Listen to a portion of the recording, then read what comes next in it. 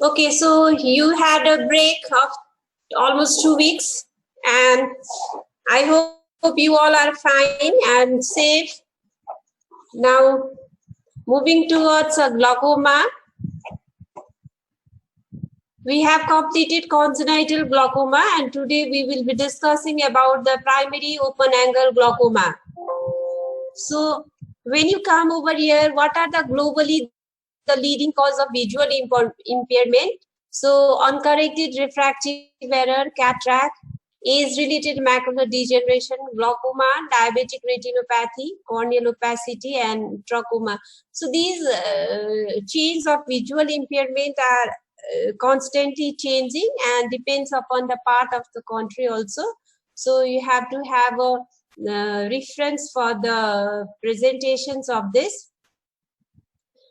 So when we discuss about the glaucoma, we mostly deal with we see the optic nerve head, and this is a healthy optic nerve where you can see this is a somewhat white yellowish cup depressed area, and this is a neuroretinal rim from the cup margin to the disc margin. These are the vessels coming over here. And when we come to the glaucomatous cup over here, where you will see the last cup with shifting of the vessels over here and a very thin neuroretinal rim and a fiber defect. So nationwide blindness prevalence rate is 0.84%. Cataract is the leading cause of blindness, accounting for over about 80% of all avoidable blindness, and trachoma is the most preventing blinding condition, affecting 6.5% of the population. But it is said that Nepal has eradicated trachoma since 2018 May. So it was a cause of blindness. And cause of blindness comparison to 1981, the national survey which has been in Nepal in 1981, and after that in 2012, where you can see the percentage of the blindness. So cataract blindness from the 72%, over here it is 65% of the blindness. Then you can see the different conditions of the blindness, where glaucoma occupies about 5% of the blindness. So classifications of the glaucoma. So glaucoma, there are various ways of classifying glaucoma. So this is the simplest way of classifying glaucoma. So we have divided congenital or developmental glaucoma, which we have discussed. It's a primary congenital and infantile glaucoma. Glaucoma associated with congenital anomalies. Secondary glaucoma in infant and children. And ankylosing glaucoma is primary ankylosing glaucoma with related pupillary block, acute ankylosing glaucoma, subacute ankylosing or intermittent ankylosing, chronic ankylosing, and secondary ankylosing glaucoma with pupillary block, secondary ankylosing without pupillary block, and Plato-Iris syndrome. And open-angle glaucoma is primary open-angle glaucoma, normotension glaucoma, juvenile open-angle glaucoma, glaucoma suspect, and secondary open-angle glaucoma. Lens-induced glaucoma, which comes under the most common cause for the secondary glaucoma, which is secondary open-angle and secondary angle closure. Secondary open-angle due to the lens cause is phacolytic lens particles and phacoanaphylaxis glaucoma. And secondary angle closure glaucoma due to the lens cause is phacomorphic glaucoma and ectopia lentis. So I think all of you know how the aqueous is produced. It is produced from the ciliary epithelium in the ciliary process, and through this is a posterior chamber. Through the iris, it is moved into the anterior chamber, and through the trabecular meshwork and uveoscleral outflow, it exits and drain into the subconjunctival space. So how is the glaucoma defined, which we have discussed in the earlier class? It is very important. Primary open-angle glaucoma is characterized by the chronic. So it is a chronic, slowly progressive optic neuropathy with characterized pattern of optic nerve damage and visual field loss. So it is the definition itself defines everything over here. So if you include this definition, it will be very good impression for your examiners. So it is a chronic progressive optic neuropathy with characteristics optic nerve wave change or damage and visual field loss, in which increased intraocular pressure is one of the primary risk factor. So glaucoma is not defined as only the increase of the intraocular pressure, as it is one of the only primary risk factor. So when you come to the epidemiology of the disease, there are various studies worldwide and various studies have given the different number. So let's see something to understand some of the factors that alter the risk of glaucoma, its progression and its sequelae. So why is the epidemiology is important?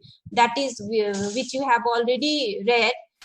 So it defines the risk factors of the glaucoma, its progression and sequelae. So if we can get the these things from this epidemiology, it will be helpful for the progressions to stop the progressions and treat the disease.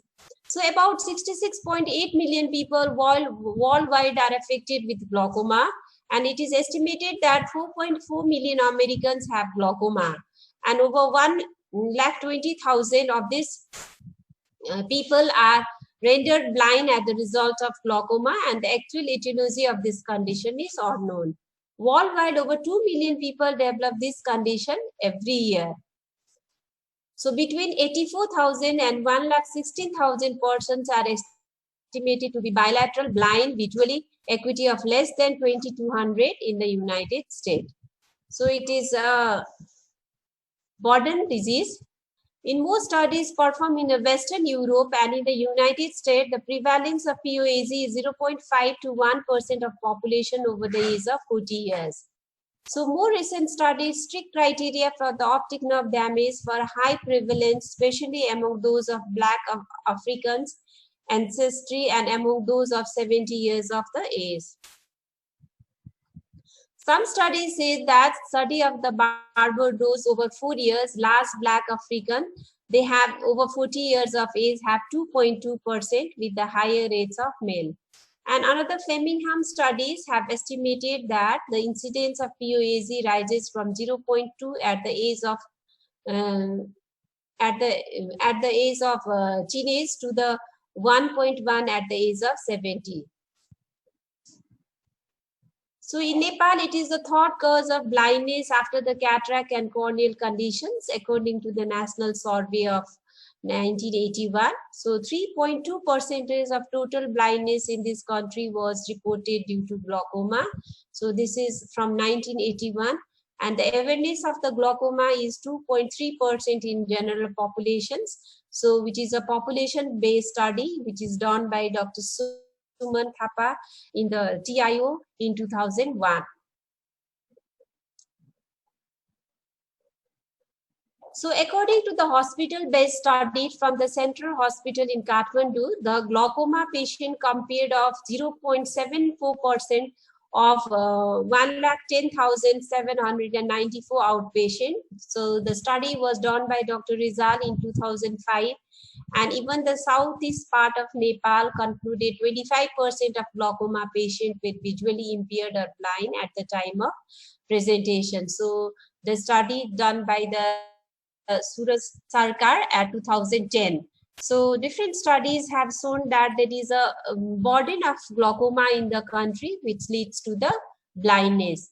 In another study, glaucoma total occupies about 0.938%, and that of POAZ occupied 0.562%, PACZ 0.125, secondary glaucoma 0.250, and ocular hypertension 0.5%. So study done in Nepal Eye Hospital by Dr. Daki Sherpa in 2017 says that the secondary glaucoma 22.07 is the newly diagnosed glaucoma, and mostly it is due to the lens-induced glaucoma, which we have discussed about the lens-induced glaucoma causes in the earlier slides, and the detail we will be discussing in the secondary glaucoma. The study done by the Suraj Sarkar revealed 5.68% of the congenital glaucoma. So you can see the different varieties of the glaucoma in Nepal. So what are the risk factors for the POAZ? So IOP is the important risk factors for POAZ: race, central corneal thickness, age, family history, reduced perfusion to the optic nerve, abnormalities of the axonal or ganglion cell metabolism, and disorder of the extracellular matrix of the lamina cribrosa.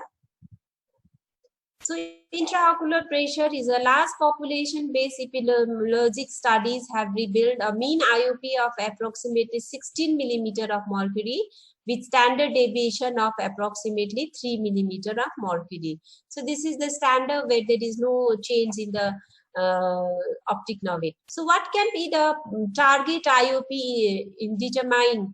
So no detectable or minimum damage, so no reductions of the pressure, or if high, lowering of 50 to 20% up to the statistically normal pressure of 21 millimeter of mercury. So if you do not see any damage, then how much of the IOP you should lower? That also you should determine. That means that is the target pressure. That is the target IOP where there is no damage to the optic nerve head or there is a very minimum damage. So this is a partially target intraocular pressure which we calculate, which we have calculated in the different studies, and it's given. So moderate damage or consistent reproducible field defect in both hemifield, that is 20% reductions or more up to the higher teens or lower 20s. So moderate damage, and severe damage is lowering the IOP to the lower teens, that is 15 millimeter of mercury, and normotensive glaucoma reductions to 50% of the original IOP. So whenever the people who have got the intraocular pressure of normal intraocular pressure, that is between the 10 to 21 millimeter of mercury, if those patients has also the glaucomatous changes, then what you have to do, what is the target IOP of that patient is calculated by, that is in those patients you have to reduce the IOP to 50%. Suppose the patient has got the 12 or 14 intraocular pressure normally, still they have the glaucomatous damage, so we will reduce the IOP to 6. If it is 12, 6, so that is the 50%. Baltimore Eye Survey found that glaucoma increased dramatically with age, particularly among the Black, exceeding 11% in those 80 years of olders. So study in Japan have shown the relations between glaucoma and the age, even with no increase in intraocular pressure in the population. So that is why there can be the normotensive glaucoma also. In several studies, male had higher prevalence of the glaucoma. Recent studies have shown conclusively that the POAZ is more prevalent in Black than in white. It is estimated that the incidence and the prevalence of the blindness from glaucoma are 8 to 10 times higher in Black patients than in white in United States. So in the Nepal, in Mongolian, the prevalence of open-angle glaucoma was found to be quite low of 0.5%, with the angle-closure glaucoma having the prevalence of 21.4%. So this is the study done in Nepal. And socioeconomic factors are moderate exercise has been shown to decrease the IOP in patient of POAZ and also increase in choroidal blood flow. So there will be decreased glaucoma. Refractive error has the associations with the POAZ in many studies. So many patients with the myopic, we have to be very careful, and POAZ is usually diagnosed by the routine checkup of the myopic eyes also, because POAZ patient will have, we don't have any symptoms and they do not come to us, but it is many times it is diagnosed accidentally or in the advanced stage of the disease. So heredity POAZ appears to have a genetic or the familiar component, and over the years autosomal dominant, recessive and sex-linked inheritance patterns have been reported. Currently, that the genetic influence occurs through the polygenic or multifactorial transmission. It is reported that 5 to 50% of the cases of the POAZ are hereditary, with the best estimate being 20 to 25%. And the risk of developing POAZ in the first degree relatives is 4% to 16%. So some patients might ask you how much is the glaucoma in the siblings or in the relatives. So these are the scenario.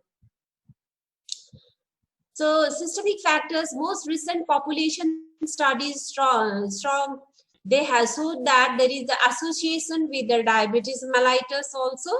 And in one studies, open angle glaucoma was associated with chronic thyroid orbitopathy. So corticosteroid and systemic vascular diseases and the relationship to the POAG. So different studies have shown this. Pathophysiology, the mechanism of IOP elevations is itself a disease progression, and the mechanism of the progressive optic nerve cupping, atrophy. Cupping is the hallmark of the glaucomatous damage.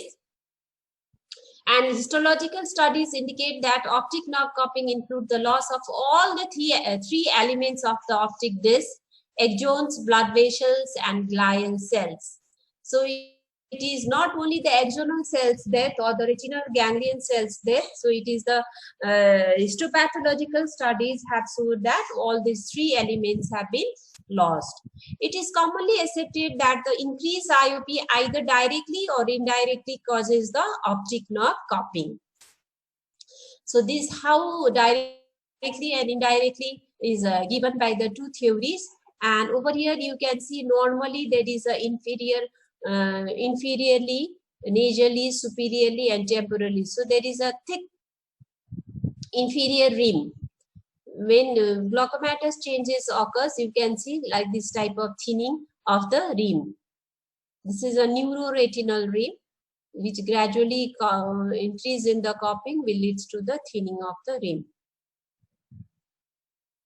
So mechanical theory and vascular theory, so which we have already discussed. Increase in IOP result in crossing phenomena at the level of cribriform plates.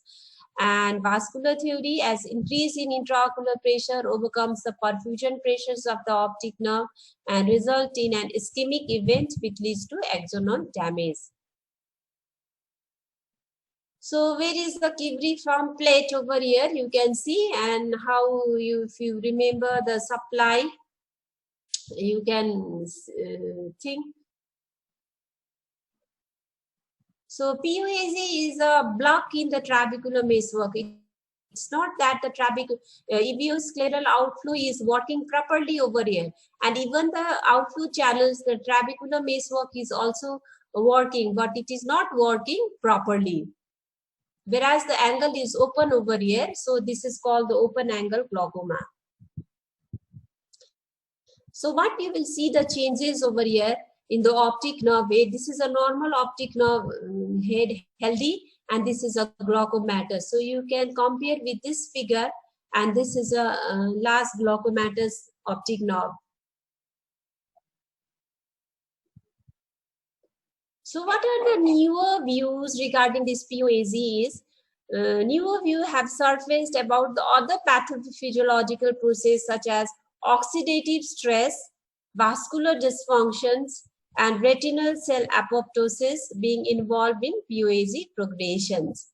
And other adjunctive treatment, which are drugs like memantine, bistracin, nimodipine, and misostrol, they have been abrogated. So these are the trial studies for the POAG causes and treatment. So POAG is usually insidious in onset, slowly progressive, and painless. So we do not know what is the how is there any POAG in the patient. Some patient comes to us very nicely with a good vision of 6/6, and we see the patients and we measure the intraocular pressure. Intraocular pressure will be also normal or towards the higher level. Then we will say you have this is symptoms of glaucoma, optic nerve damage, this is the disease. They will not believe us. We will even ask the patient to take the pictures, see the compare between this type of disease, and this is a normal picture, and this is year's eye picture which has changes the smudge. Then they will not believe. So it is very difficult to counsel the patient regarding the disease. And during this process, and it is not the one-day process, you will treat the one drop and it's over. It's a lifelong treatment. So many patients comes to us in a very late stage where we cannot bring back the vision which is already lost. It's usually bilateral. It can be quite asymmetry because central visual acuity is relatively unaffected until the late in the disease. Visual loss may be significant before symptoms are noted. So there will not be any symptoms. Patient will be having a good visual acuity till the late stage of the disease. POAG is diagnosed by assessing a combination of the finding including the IOP label, optic disappearance, and the visual field loss. So what are the ophthalmoscopic signs of the glaucoma? So you can see a large curve that is more than 5 to 6 cupping, asymmetry of the curve, progressive enlargement of the curve, focal there will be narrowing or notching of the rim, and vertical elongation of the curve, cup to the rim margin. So regional pallor, splinter hemorrhage, and nerve fiber layer loss. So you can see the splinter hemorrhage over here. You can see the vertical cupping over here. So which violates the isn't rule. So inferiorly there will be thick, but over here inferiorly it will be thin. So there is the violations of, it doesn't follow the isn't rule. So bionating sign means bending of the vessels like you will see in a jet pattern. Bearing of the circumlinear vessels you will see due to the thinning of this area you can see the vessels like this. Arterial attenuation means thinning of the arterioles over here you can see like this. Nasalization means nasal shifting. So these are the changes in the optic nerve bed. So thinning of the neuroretinal rim, which I have said, this thinning between the cup margin and the disc margin. Pallor. So some less specific signs are exposed to lamina cribrosa, nasal displacement of vessel, bearing of circumlinear vessels, and peripapillary crescent. So early glaucomatous changes in the fundus examination reveals one or more of the following signs. So it can be the vertical curve, which is more important than the horizontal curve. Asymmetry of the curve, difference of more than 0.2 between the two eyes, and large curve is more than 6 or more 0.6 or more due to the concentric expansion. Presence of the splinter hemorrhage near the optic disc margin, pallor area of the disc, and atrophy of the nerve fiber layer, which may be seen in the red-free light. So advanced, these are the early signs, and the advanced signs are more cupping when you move further, thinning of the neuroretinal rim, and other are nasal shifting of the retinal vessels, and sometimes you will see the bionating sign with the A's over A's. There will be no rim, and you will see the vessels hanging like, and the course of the vessels, they climb the slides of the cup is hidden. So in this over here, you can see the Z pattern hanging like, there can be the cup also, or they may not be. When the IOP is very high, pulsations of the retinal arterioles may be seen at the disc margin, and this is the very pathognomic sign of the glaucoma. So you will not see the retinal pulsation, arterial pulsation. You can see the venous pulsation. So when there is the IOP is very high, when you see very nicely with the indirect ophthalmoscopy or even with the direct ophthalmoscopy, if you will see the pulsations of the retinal arterioles, then it is a pathognomic sign of the glaucoma. The pores in the lamina cribrosa are the slit shape and are visible up to the margin of the disc. So this is a laminar dot sign. Visual field defect. So when you ask the patient to do the visual field, then you can see the changes in the visual field. For the better understanding of the actual field defect, it is mandatory to have the knowledge about the anatomical basis. So distributions of the nerve fiber. So fibers from the nasal half of the retina comes directly to the optic disc as superior and inferior radiating fibers.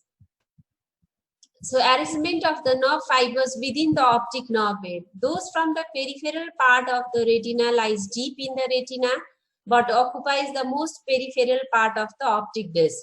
So from the peripheral part of the retina, when they come, they lies to the most peripheral or superficial part of the optic disc. And when the fibers originating closer to the optic nerve bed lies superficial in the retina but occupies central or deep portion of the optic disc. So the accurate nerve fibers occupies the superior and inferior temporal portions of the optic nerve bed and are more sensitive to glaucomatous damage. So accounting for early loss in the corresponding region of the visual field. So macular fibers are more resistant to the glaucomatous damage and explaining the retention of central vision till the end. So you will be asked why there will be the tubular vision. So you have to explain that the macular fibers are to be damaged, so there will be the central vision till the end. So different type of the visual field changes. So what are the visual field changes in the POAZ? So you start with the isopter contraction. So it refers to the generalized constrictions of the central field. So as well as the peripheral field. So as a whole, the field area is decreased, concentric.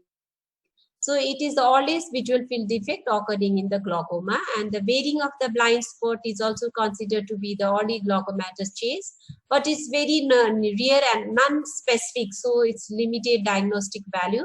So wearing of the blind spot means exclusion of the blind spot from the central field. Then over here, you will come to the small wing shape or paracentral scotoma, which is the earliest clinically significant visual field defect. So where you will tick in the MCQ, the correct answer for the earliest visual field changes. So it may appear either below or above the blind spot in the germs area, that is the arcuate line extending above or below the blind spot to between 10 degree and 20 degree of fixation point. And then coming to the Siddle scotoma, where we can see the passage of the time paracentral scotoma joins the blind spot to form the sickle shape known as a Siddle scotoma. Then arcuate or germ scotoma, it is formed at the later stage by extension of Siddle scotoma in an area either above or below the fixation point to reach the horizontal line, and damage to the adjacent fiber causes a peripheral breakthrough, and ring or double arcuate scotoma develops when the two arcuate scotoma joins together. Then Roney's central nasal stapes is created when the two arcuate scotoma runs in different arcs and meets to form the sharp right angle.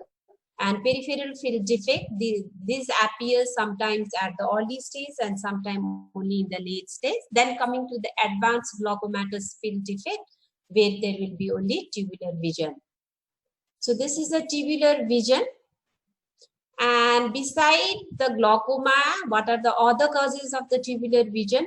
So retinitis pigmentosa, retinal detachment, ocular migraine, stroke and confusion, choroidemia, injured, induced blood loss, injury, alcohol-induced toxications, halogenic drugs. So these are the different medications.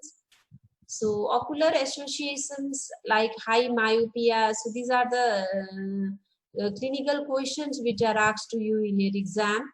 So Fuchs endothelial dystrophy, retinitis pigmentosa, central retinal vein occlusions, and primary retinal detachment. And somewhat this is a primary retinal detachment is an ocular emergency also. So no perfect therapy exists for the POAG. So one must aim at controlling the disease rather than curing it. The usual progression of the treatment in POAG is the medical therapy followed by laser trabeculoplasties and then the filtering surgery. So the prognosis of the disease depends upon the degree of the optic nerve damage, the IOP, the permeability of the disc tissues, and presence of systemic vascular disease and compliance with the treatment.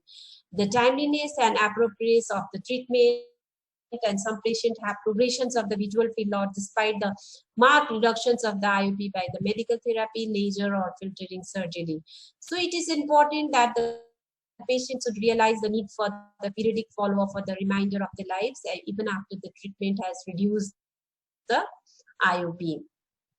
So the main thing to understand over here is the patient should be able to understand what is the disease of him, what he is know about the glaucoma, what it is running in the disease, because simply controlling the IOP is not only the treatment of the disease. So beside that, some patient has got, in spite of control of the IOP, the patient has got the visual field defect, the patient has got the optic disc changes, and still the vision is deteriorating.